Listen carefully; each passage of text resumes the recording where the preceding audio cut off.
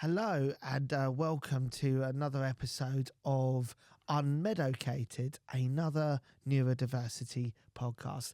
This is a podcast all about how we, a couple of neurodiverse guys, work our way through the world.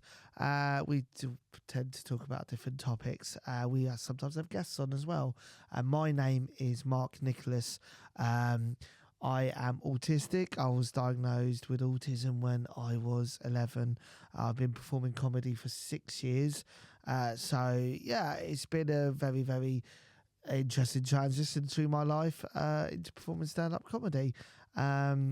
And with me is my wonderful co-host. Hi everyone, my name is Carl Wolf. I'm a sometimes comedian, mostly podcast host, and I have got ADHD and dyspraxia and dyscalculia and potentially other things too, which I have not been diagnosed as of yet. And in this podcast, as Mark said, we speak to each other about various topics and how our neurodiversity impacts them, and also we get guests on. And what's today's topic, George?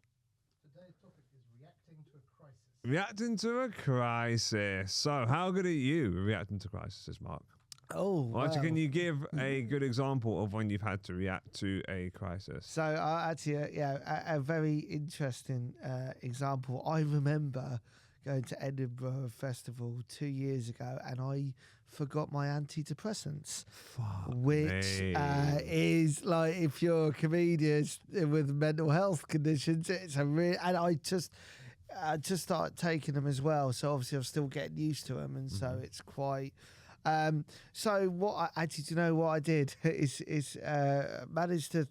I was really panicking. I was actually in the car with Benny Shakes and his partner, my friend Jess, and my brother Lee, and I'd realised I'd forgotten them, and I was like, I could get it. And apparently NHS Scotland give out emergency medication anyway if you're basically. So they're basically like M&M's in Scotland. Yeah, basically. Well, it's Scotland, isn't it? So drugs are basically. Let's not go. That's staying in, by the way. That is staying in. I know. Yeah, the thing is, right, I sometimes say things I regret, and then your view is, no, let's keep it in. I did this on another podcast as well, and all the person did was go, okay, I'll just put a trigger warning here. So, and I was like, but no, so what, actually, who's actually saved the day? It was the person we've had on here before, Will Preston. He saved the day because he was a Will Preston London-based comic and podcaster. So my partner Kate, she met Will at his flat in London to give him the medication, and he was driving up to Edinburgh anyway the day after, so I literally had to be a day without him, and me and Will met in the pub in Edinburgh, and he gave me my antidepressants. But it was just, I was crying on the phone to Kate. I was like, what do I do? And I put it out on Facebook as well, and then Will's like, I'm going up the next day if Kate doesn't mind dropping. No, Kate put the call out on Facebook.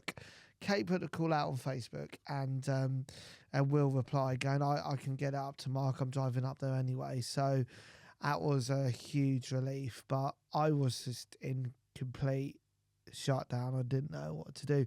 And obviously when he just started taking antidepressants, just because my anxiety and depression was really high. So obviously in that situation, I was even worse. But, Kate and Will saved the day. So I think really I rely on other people in a crisis, basically. That's the long answer short. So the short answer long, but yeah. So, yeah, well, what about yourself? Well, in my line of work, obviously not, which isn't, unfortunately, podcast or comedian, right? Most of my job is reacting to other people's crises. So yes. I think I'm quite good in a crisis because I can go, even though in turn I can literally just go straight to the point. It's like, okay, this is what we need to do. This is the thing. And I'm quite practical in those situations. Just no bullshit. Let's just get to the crux of this problem, and here's the practical solution for it. I think I'm quite good. Even your own personal crisis, or would you say? I'm not fixing myself here. Let's not talk about fixing myself here. That's a podcast for that's something time. Else. Yeah, fixing myself, our new topic. If I'm fixing other people's, if I'm in a crisis for other people, well, if other people come to me with a crisis, I can easily, well, not easily, but I can find a way to be practical about that. I'm exactly the same, you know, because we work in very similar lines of working. Actually, we actually, you know, we work in the same type of field. So yes, in crises, you know, young people we work with are going through difficulties. Yeah, we're both. I'm very good at being objective about it. I think it's because when I'm calm, I think maybe it's an autism thing. I can think objectively and take the emotion out of the situation and go, what are the practical steps? Which is a very useful thing. But when I'm going through my own emotional turmoil, it's completely different. But yeah, I'm exactly the same as you. It's like other people's problems, great. You know, yeah. So, and that's, you know, we wouldn't be educators for as long as we have done if we couldn't react in a crisis. Yeah, that's true. So, but I don't know, is that a neurodivergent thing? I don't know. Is it? Well, I think for me, I kind of thrive in chaos. Like, I think that's partly to do with how a lot of my life has gone. I'm quite good when there's a lot of madness going on, and just being like, look, this is what we need to do. This is how we can either get out of this situation, or this is how we can stop the thing from happening. I think if you have personal experiences of, you know, if you've gone through things and someone else is going through something, you're like, well, I did this before. So it's like, yeah, no, I mean, as I say, I don't mind talking about my own personal crisis. I'm quite an open person. Like, I remember I got dragged out to sea once. I went for a swim at sea. What? Yeah, I got caught in the riptide, and how old were you then? It was about 10 years ago, I think. I got caught. 23, 24. Yeah, 24, 20, actually 25, about 9 years ago. Jeez. Anyway, so I couldn't, and the thing is, I wasn't the strongest swimmer anyway, and I couldn't feel the bottom.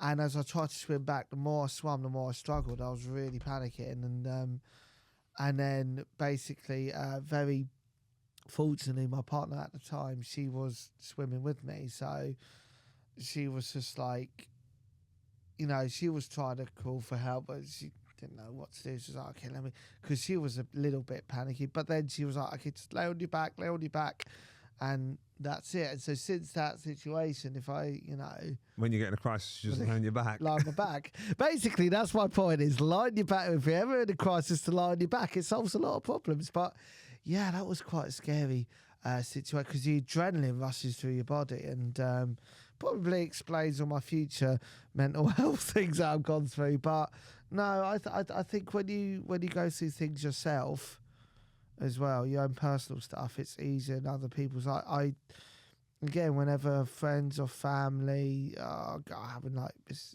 meltdowns, or I can't do this, I'm very good at taking, even with like personal relationships, I'm very good at taking the emotion out of it, not just in work. Okay, have you done that? Okay, have you done this? Have you done this? Yeah, if you haven't done this, okay, do this. Do this. Or like, and but take it. But whatever it is, okay, just try it. Just try it.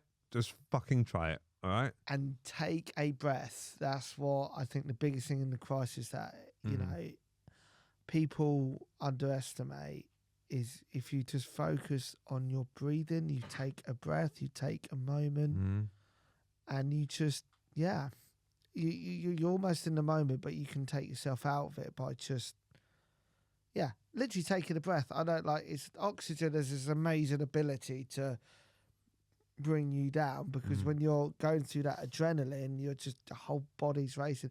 When you're coming down from a crisis, your own personal crisis, you feel this high. Well, I feel this kind of high because I've dealt with it. It's an amazing. Yes, I've dealt with it. I'm over it. I feel amazing, but then it doesn't stop you from feeling panicky again when you're on it. But I think the more you have, I'm not saying I have a crisis throughout my life, by the way.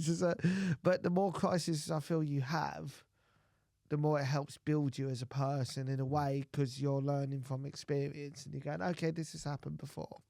Or like if the same thing has happened like it did before, then it doesn't turn into a crisis because you know what you're doing. So, yeah, like There you go. I mean, in all fairness, I've never lost my antidepressants again since that.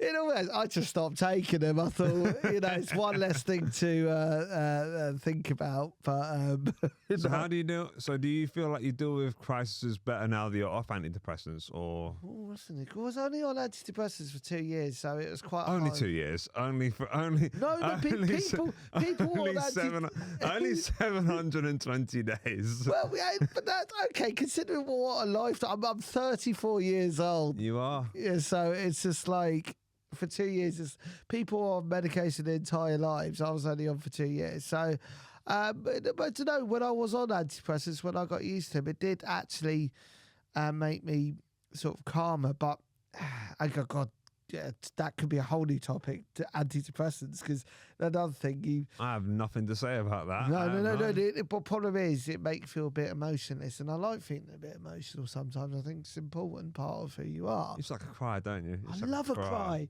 I love a cry, especially in a crisis. Trying to get back on topic, but yeah, it's. I think the more you go through your life, the more you survive things, the stronger you are. And also, it's important to have a support network around you. So if you do have a crisis, it's right, we can do this. It's like, I mean, the people who work in A&E, they're just saints in my view, because the amount of rubbish they have to, not rubbish, but you know what I mean, the amount of stuff they have to wade through every day, it's probably, don't know how I'd do it, to be honest. But I mean, and obviously in our situations where we work or where we've worked, we deal with similar things, but like an A&E situation, I can't imagine what it must be. Well, I think it'll be kind of similar to what I personally do, because my job is essentially like a social worker in a school. Yeah. So I think it'd be quite similar with people coming up saying, I need this now, I need this now, and then me just going, right, I'll take what you're saying. I won't be able to get it done immediately, but it will get looked into. And then they kind of appreciate it. Yeah, and it's about, because also sometimes people build something up in their heads that they think is a crisis and is in fact not. Well, to them it is a crisis. To them it is a crisis, but when you look at it objectively, it's... Yeah. But yeah, I know. But they don't have the ability. But the thing is, though, people in that state don't have the ability to see the wood through the trees, so to speak. Oh yeah, God. And yeah. so I've had too many panic attacks where that's happened. Yeah. Yeah. Oh yeah. No, you're right. Actually, yeah. And when you're in that state, it's hard to be objective about what's going on. Yeah. So, there we go. So, today's guest is a wonderful comedian and writer, but you may know, well, she's just someone who likes singing, sagging, and shagging. It is Barbara Fernandez! Hello. So that is the name of, I love that that's the name of your show. Yeah, well, it's kind of like was my life for a long time. Excellent. Well, different bits came in at different points. When I started singing, the sagging hadn't started yet. No. So lots of shagging, not much sagging. And now it's, well, yeah. The ratio changes. Oh, yeah. I mean, it's sad that it changes, but I guess, that's life though, isn't it? It's fine. There's other benefits. Yeah. That's how I start. Well, I'm going to ask you the question I ask every guest that comes on this show, Barbara. What do you got? What do I got? What do you got? I got? Yeah. Oh, I have a buffet of fun stuff. Oh, please tell us, please. So I have something super fun called borderline personality disorder. Awesome. We call it BPD for short. It's quite difficult to diagnose because it's a mixture of different neurospicy bits and pieces. So the way I describe it is it's a mixture of, well, for me, ADHD, PTSD, bipolar, and psychosis. And then I found out that there's also like autism in the mix, but I'd already written my show, so.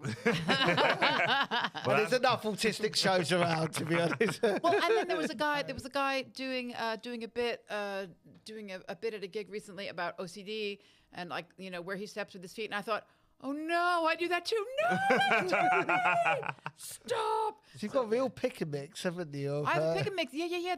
There's certain characteristics of some and not. and not others, like, and I can see with the, like, for example, with the autism bits, there's a, even though I look people in the eye and all that kind of shit, like, am I allowed to say shit? I don't know. Yeah. This is called unmedicated for a reason. Yeah, Feel so, okay. free, don't worry. This is, you say what, honestly, we've had some very, very unfiltered conversations on this. Okay. But yeah, so like, for example, with the Go for autism it. side, like when I like rules, like you guys said arrive at 6:20. I arrived at 6:20. And for me, it's like it's 6:20. It's not 6:30. It's not 6. Well, I usually arrive early for I'm stuff. pretty much I'm autistic, but Maybe not you in have that a way. different- yeah, I'm you have a not that different- way. Whereas Carl's was ADHD, but he's very much the timekeeper of us two. So I was meant to get here at 7 Don't say 7:45. I'm going to be pissed off. quarter to 6, right? I get a phone call at 17:46 and I'm 1 minute down the road. Where are you, Mark? Yeah. So I mean, to I be just wanted honest. to look, because I know what you can be like, and I usually get a phone call saying, "Sorry, mate, I'm going to be about 10 minutes later." Yeah. Well, all right. But, Yeah. But yeah, like, sometimes it interchanges, like with Yeah. us. Like, so you said you sort of mixed of everything. Is there a bit Yeah. of ADHD in there as well? Oh my God, yeah. Yeah. Well, the ADHD bit is mostly like, well, the usual thing, like I'm on my computer and I'm supposed to be doing my to-do list, and But then you're doing everything else, and though. then I'm doing everything else. yeah. Everything else, literally everything else, petting the cat. And yeah, it's a long list. I wrote a song about it, which is it's going to be my next What should show. you have been doing when you were writing the song? Yeah, exactly. Probably working through my to-do list. But also, like, so there's the obvious bits like the distraction and everything, but actually there's a big overlap with ADHD and BPD, which I didn't know. That ADHD, some people with ADHD can also experience what people with BPD experience in terms of the emotion regulation difficulties. Mm-hmm. So like the highs and the lows and the inner storms and all that kind of stuff, right? I mean, BPD is often described as like bipolar on steroids, right? Because whereas someone with bipolar can have,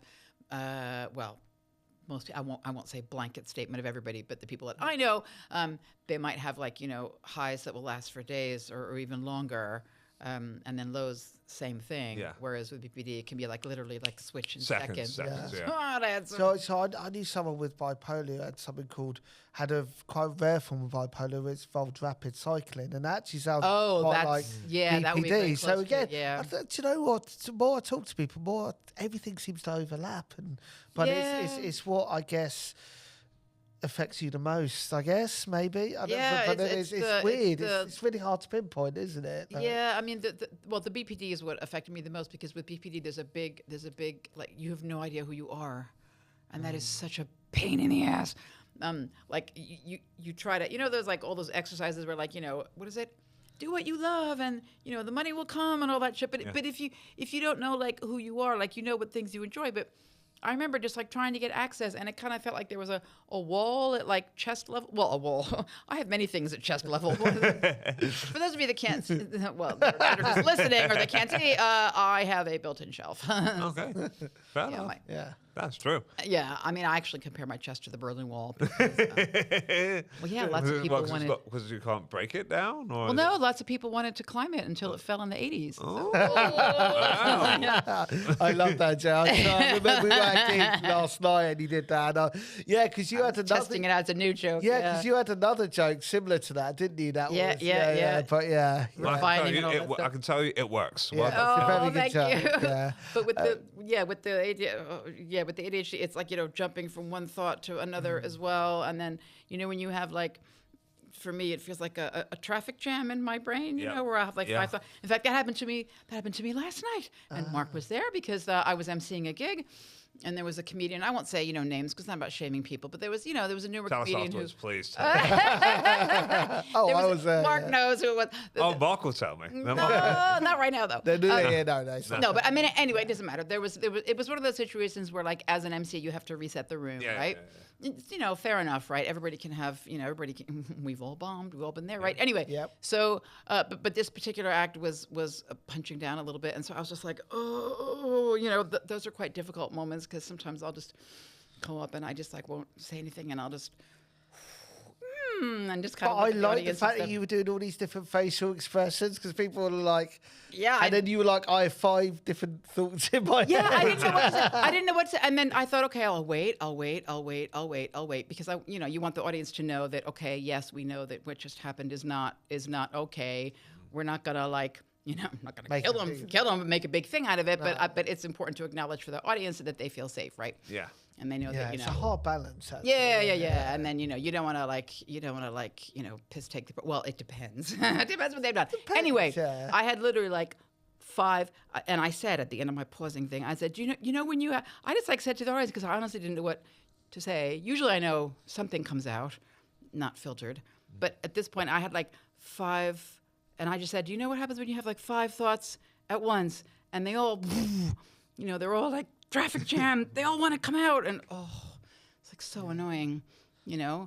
And literally 5, this one, all at once, and I was like, ugh. And I think anyway, yeah. So that's still a thing, no matter how much emotion regulation skills you've learned and all that. And I've learned quite a lot. I know who I am now, and all that kind of stuff, all that kind of crap. But that is still a thing. And also, sometimes I describe it where my brain internet cuts out, because I got John Lewis broadband instead of, I don't know, not to mention too many brands, but I didn't get a high brand broadband. I got a cheapo one. Sorry, John Lewis. Anyway. Mark, do you have a question for Barbara? Yes, I do. How did you know? Oh my God. Hang on, did you know what? You were reading Mark's face, and you were like, Mark has a question. I was about to actually ask you, just no. I was. The thing it was on the tip of my tongue. The last couple of episodes you've done it, you've gone, Mark, make sure we stay on topic, because the thing is, I'm the autistic one, meant to stay on topic, because obviously with your ADHD, it flicks from. So actually, our topic. You got 2 of us here, so yeah, exactly. Good luck, Mark. Right? When we had Robin in, so good luck, mate. I think the topic was not Edinburgh Fringe; it was something completely different. I think Robin's lasted about 3 hours, and but in a good way, in a lovely way. We love him. So this topic is about being in a crisis. That's right. I'm just checking. Now I'm doubting myself. I checked. So speaking of crisis, what the fuck am I talking about? No, okay. So how? You don't get this on Zoom.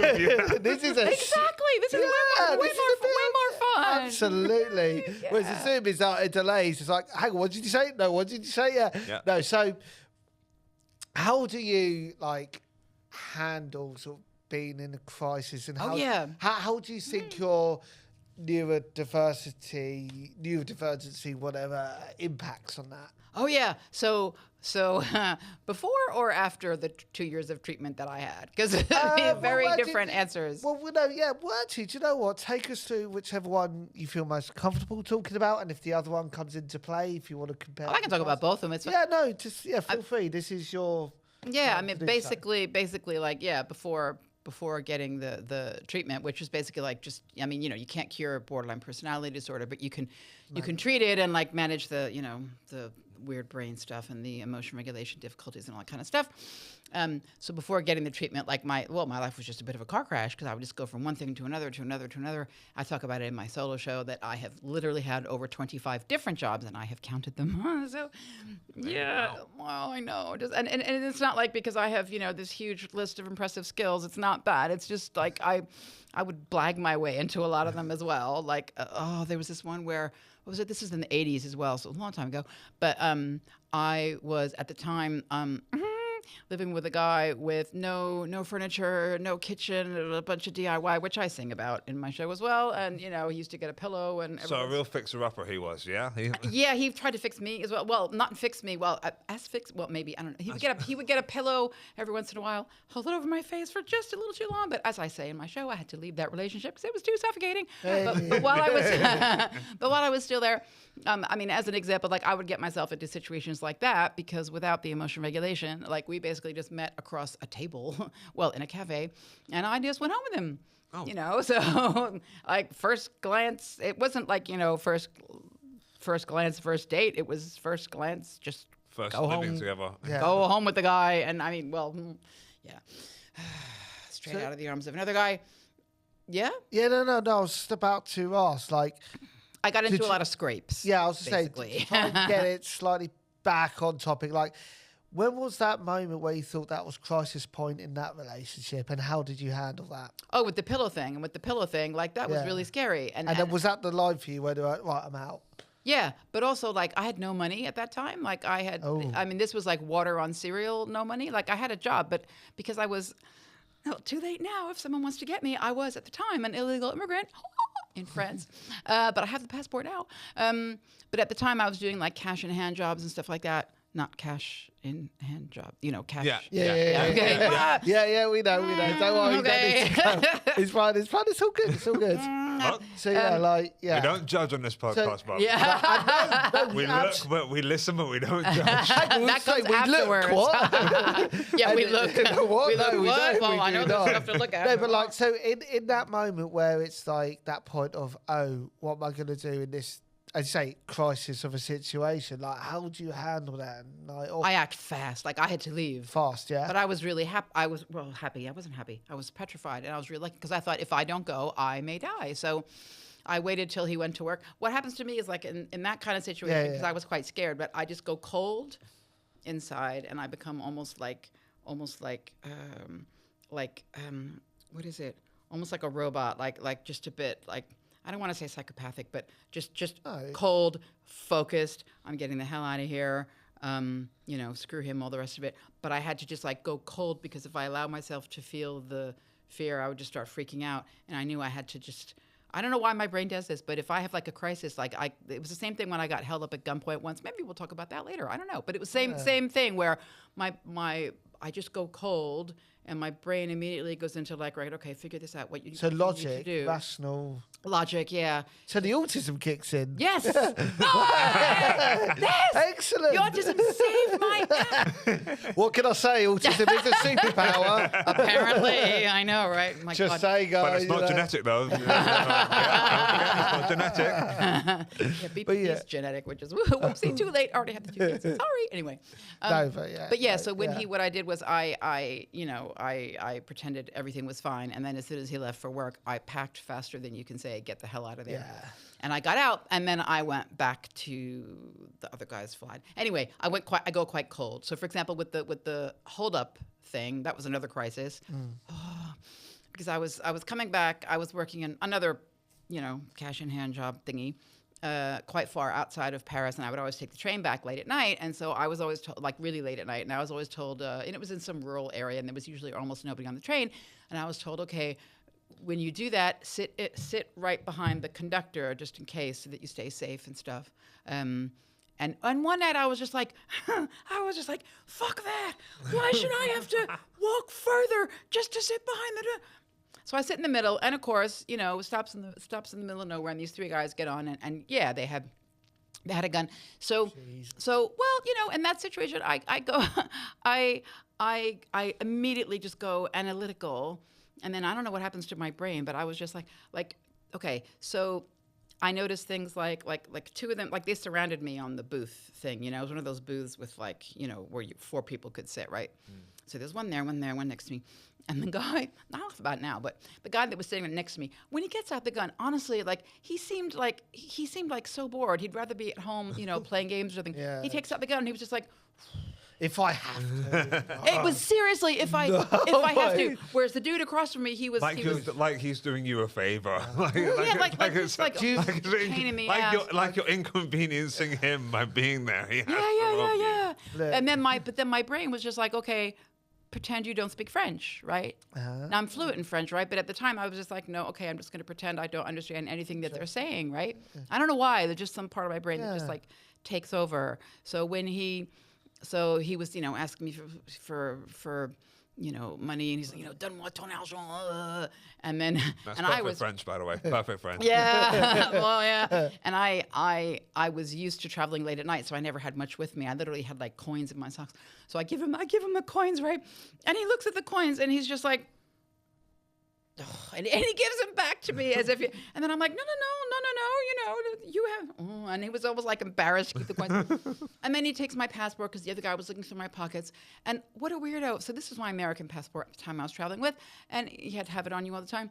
And he looks at it, and he just goes, in French, he's like, if you want to see your beloved England again, you will do as I say. And I thought, you stupid fuck. Can't you see there's a big-ass eagle on there, right? United States of America, come on, right? But of course, I didn't say that, right? No. Yeah. I'm going into analytical mode, and I'm pretending not to understand him. Yeah. And then when you're in analytical mode, like you just think, okay, like you watch, that thing where, what is it? You see it in movies sometimes where like the character starts to zoom in on little details and So stuff. like Sherlock Holmes with Yeah, he will exactly analyze that. every character before Yeah. Wow. he does everything before they do something. Yeah, exactly. And it only seems to happen in that kind of like crisis situation, where I was just like, and then like at one point he wanted me to get out of the train. So we stop in the middle of nowhere. He puts the gun against my kneecap and he's like, descends, right? Get down, right? And I'm just like, you got to be fucking kidding me. If you think I'm getting out of a train in the middle of nowhere with 3 dudes and a gun, you have another thing coming, right? So, of course, because I'm pretending not to understand, I'm just like, like this, right? So, and then I just like looked at him like, and then he's like, Wow. You're just inconveniencing this guy so much. Yeah. So And then, I feel bad for him now. You do realize I pretended to be really stupid, right? And then they're like, I thought this was funny. They're like, where do you live, right? Now, the place where I was living in France was where all the immigrants live, and a lot of people they were from North Africa, and where I lived in Paris was where a lot of North Africans lived, right, in Place de Clichy.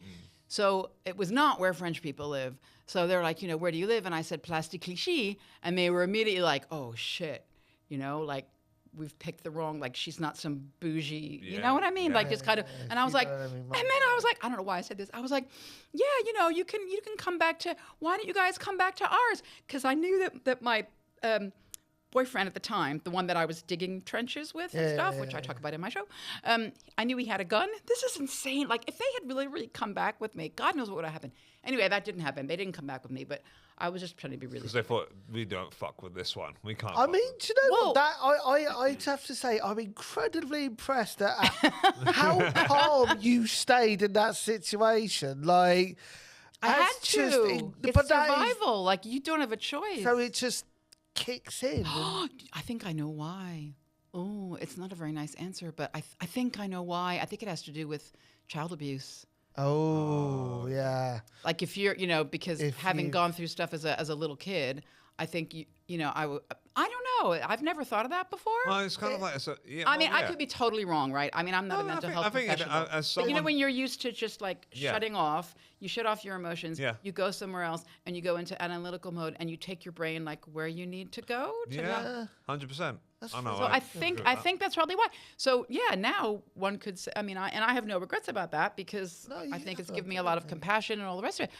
But I never realized that it could be related to this like superpower thing, because that's what happens. Like if there's a big crisis, not like a crisis like I broke a nail or someone canceled a gig or I didn't get onto So You Think You're Funny or whatever. Or Greg's didn't have the sausage rolls for exactly, which is a crisis. But or when KFC was closed, and you had to wait 9 minutes, which may make you late for a podcast recording, but didn't. wow! I see.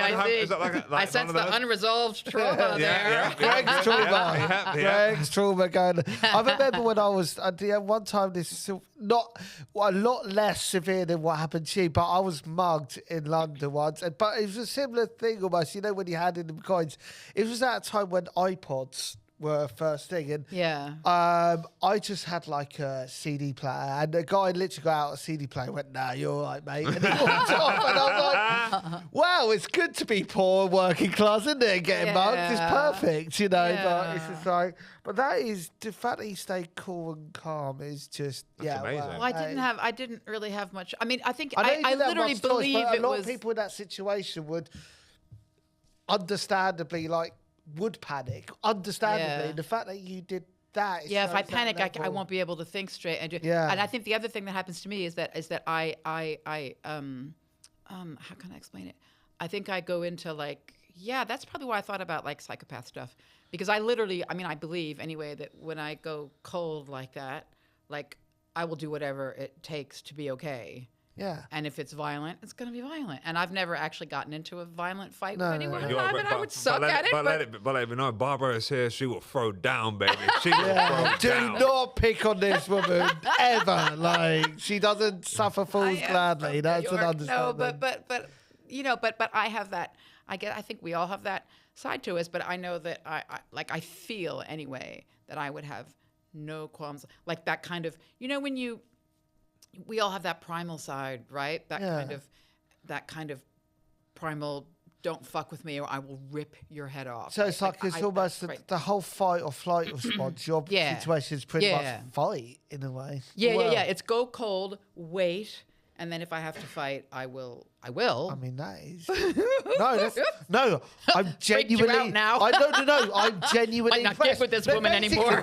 Basically, Barbara, can you walk me home tonight? Because you know, if I get mugged in Hyde Park, so yeah. But you can literally hire your services, your private bodyguards. You know, Barbara Fernandez. There you go, extra bit of income. Jesus, wow, That's really amazing. funny. You know, that's not something I've ever talked about before. I mean, I think what I would like to say also, like for people who, because now, so that was before treatment, right? Before the DBT, the dialectical behavioral therapy stuff that I did with motion regulation and blah, blah, blah, blah, blah. And I think that now I would, if it was something really dangerous, I think I would still go to that cold place. But I think the difference is that afterwards I'd be better able to handle the emotions afterwards. You know, because like with different ways, right? I mean, there's a load of different ways to regulate emotions, but you know, with deep breathing, or with, you know, running, or like for example, or with something I do is this is weird. You know how like you can create new neural pathways in the brain, right? And that's what I did for like 2 years. Retrain your brain. Yeah. So that when something happens, like one thing that I will do almost like immediately is I will just immediately just say, right, I'm not in a war-torn country. You know, I'm not in a war zone. I have food. I have my health. I immediately like, because I've carved that pathway before. If something big happens now. Yeah. So you recover quicker from the trauma now with the. Because I just immediately just think, and that's something that I've done consciously. No, that's really. And I'm mentioning it in case it helps anybody. Yeah, no, that's really, really. I think, you know, we've had a very informative podcast today, and I think this has been one of definitely more enlightening ones we've had today. Generally, I've learned a lot about, you know, your neurodivergency and the things that go on in your mind and things. It's been absolutely fascinating, Barbara. And And I love a good gun story, to be honest. yeah. Basically. I didn't tell you the end of the story. No, I'll tell you really quickly. I was going to say, we kind of left that. Yeah. There is an end to the story. So basically, what happened was, right? Because, you know, I didn't get out of the train, and then they were just like, oh, and well, the guy that was immediately next to me, like they kept looking around to see if anybody was coming. So I knew they were, you know, nervous about noise and stuff like that, even if they were holding a gun. And then so all this time I had been speaking to them in English, right? So we get to the last station in Paris, the end of the road or whatever, and I knew they were gonna get up to leave, and then they said, so in French they said, ne dis rien aux flics, you know, don't tell the cops anything, right? And so I said, tu crois que j'aime les flics? J'ai horreur des flics, je viens de New York, mon pote. Which basically means, do you think I give a shit about cops? I'm from New York, motherfucker. Nice. And they ran away, and I was like, yeah, because they understood then that I had understood every fucking word they were saying the whole time. Amazing. And I was like, I was still shaking. But That is incredible. I love that. That is how you handle a crisis. Yes, Yeah. 100%. I do have another theory for crisis. Let's do We it. don't have time. Really, George, do we have time for another thing? Yes. really quickly, because it happened in a sect. Yeah. Okay, I talk about Scientology like in my show because I lost my first husband to your face to Scientology. Go see Barbara's show, basically. No, genuinely, face. it's Your fascinating. It's a brilliant show. What face did I do? Right? What kind of face was it? Like I don't know what. You were just like, whoa. Yeah, I'm like, Scientology, Surprise. let's do this. Right, okay, go. Okay, but go. I think it will help people. So if something bad happens, the way that I like healed or whatever, that whole thing with the gun, because I was shaking afterwards, to be fair. The Scientologists have this method. I'm not promoting Scientology. They are awful crooks. They'll steal your money. But you can do this at home with a friend. What I did was they get you to tell you the story of what happened. So you tell somebody the story, and then from the very beginning, I told him the whole story, and then he was like, okay, again. I told him again. Again. I told him again. Again. I told him again. I think I told it about 11 times, like the whole thing, and I was getting sick of telling it. And what happens is when you keep telling the story over and over and over and over, at one point, all of a sudden, I go to tell the story again, and I just started laughing. And he's like, what's so funny? And the beginning of my story starts when the three guys sit down. But this time when they sat down, their heads were huge pumpkins. And I just started laughing. And basically what happens is when you tell the story so many times, you get so sick of it that your brain looks for a way to entertain itself. And then what that does is that just dissolves any charge you've got around it. You know, so from that moment, it was just like, there's no lingering trauma. There's no. Wow. Yeah, so I wanted to share that in case it helps. No, brilliant. So sign up to Scientology, everybody. No! There are other cults available. Mormonism, let's do it. Tell your story to a friend. That's what I would say. And they have to strap in because it takes a couple of repetitions. Barbara Fernandez, it has been an absolute joy having you on today. Oh, thanks for having me. That's all right. Could you please look into that camera there and tell people where they can find you? So you can find me online at Barbara's Voices. That's BARBARASVOICES. Ta-da! What about your show dates? Do you have any? So my show dates, yes, I'm doing every Saturday at Brighton Fringe. Nice. At different times in the afternoon over at the Temple Bar, and then on Wednesday, 21st of May, I'm doing my show in London at Aces and Eights, 7 p.m. Nice. All right. Hopefully, see some of you there. Yes. Yep. All right, Mark, where can people find you? So they can find me. Go on my link tree at Mark Nicholas Comic. It's got like my tour dates. I'm doing my solo show. The next solo show, depending on when this goes out, is 15th of March, and that'll be in Glasgow at 4:15 in Glasgow. And I run I've mentioned it here, award-winning disability mental health comedy night. We're doing our Women's History Month on the 19th of March as well. So that is the third Wednesday of every month in London, and all my solo tour dates and everywhere I'm performing. And I'll be performing in Brighton, Hastings, and hopefully some more soon. Go on Mark Nicholas Comic, Linktree, and at Mark Nicholas Comic for all my socials. Cool. You can find me at the South Bermondsey Greg's at most of the time. Yeah. Also, you can find me if you want to listen to more of my voice. I've got another podcast called the One Where Podcast, which hasn't got. It's where I interview other comedians and entertainers about a sitcom or a TV show that they really like or dislike. And that should be coming back soon, maybe. But yeah, I'm thinking of other ways to bring that back. But yeah, that'll be back hopefully soon. Also, if you want to see this visualized, you want to see our lovely faces, please look on the TikTok, the Unmedicated Podcast TikTok, and YouTube will be potentially coming soon. We just need to figure that one out. All right. Thanks, everybody. Bye. Bye. Bye. Bye. How long was that, George?